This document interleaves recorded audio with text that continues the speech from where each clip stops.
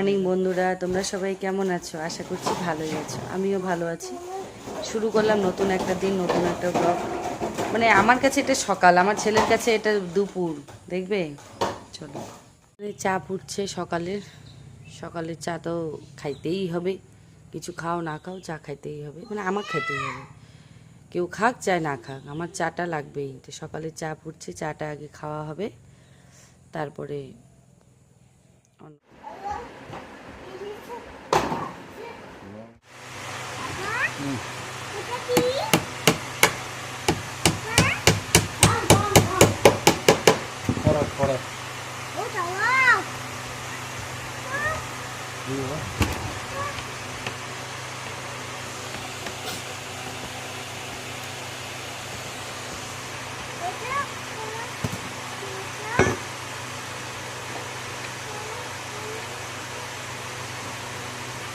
চলে আসছে।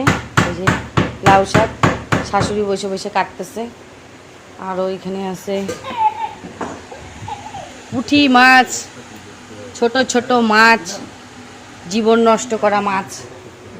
বাসন টাসন ধোয়া শেষ, বাসনটা যদিও আমি ধুই নেই, মিথ্যা কথা বলে লাভ নেই, বাসনটা আমার মেয়ে ধুলো। আর এই যে এখানে আছে বাজার, দেখা যাচ্ছে পুঁটি মাছ। আর এগুলা নিয়ে আসে ঘরে, রং করবে, রং করা জিনিস। আর এখানে আছে অল্প কিছু বাজার, বেগুন আছে, মিষ্টি কুমড়া আছে একটা, আর এখানে আছে দেখা যাচ্ছে একটা মূলা আছে, টমেটো আছে। ঠিক আছে, বিছানা টিছানা গুছানো হয়ে গেছে কমপ্লিট। এই বিছানা গুছানো শেষ, এই বিছানাটা গুছানো হয়েছে। তো মশারিটা আমি যেভাবে রাখি ওইভাবে মা রাখতে পারে না, আর রাখলে বলে পরে রাতে টাঙানোর সময় অসুবিধা হয়, তার জন্য ওরা ওরকম করে রেখে দেয়, কোনো অসুবিধা নেই। আর এখানে যে টেবিল ঠিক করতেছে, এটা দিয়ে বলে রং করবে, ছেলে এখানে বসে বসে কাজ করার জন্য। করো শাশুড়ি তো শাকটা বানায় দিচ্ছে, এখন আমি মাছটা কাটবো, মাছটা কাটা হয়ে গেলে ধপ রান্না বসায় দিব, ছপ রান্না হয়ে যাবে, পক করে খেয়ে নিই। এখনই গা ধুয়ে আসলাম, একে একে খাওয়া দাওয়ার পর্ব চলছে। চলো, রান্নার মাথাটার অবস্থা দেখো, শ্যাম্পু করছি, মানে খিদায় অস্থির লাগতেছে। মাথা কি আছে আগে পেট ঠান্ডা, পরে মাথা ঠান্ডা। কি রান্না হয়েছে চলো দেখি।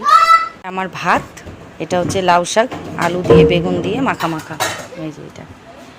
আর এখানে আছে সেই মাছগুলোনের আলু দিয়ে রসা করে তরকারি। তো এই হচ্ছে আজকে আমাদের দুপুরের রেসিপি, এটা দিয়েই খাওয়া দাওয়া। চলো, ভাতটা খাওয়া দাওয়া করার পর একটু রেস্ট করতেছিলাম, রেস্ট করতে দেখলাম অনেকক্ষণই রেস্ট করে ফেললাম, একটু বেশিই হয়ে গেল।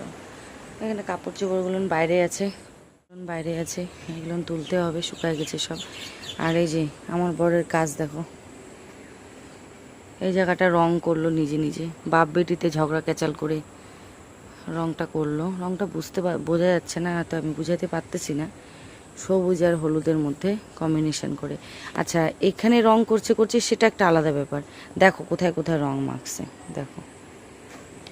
দেখো এইভাবে করে কেউ, মানে কোনো একটা বয়স্ক মানুষ, কি বলবো, ছোট বাচ্চাদের মতন করে জায়গায় রঙগুলো মুছে দিছে।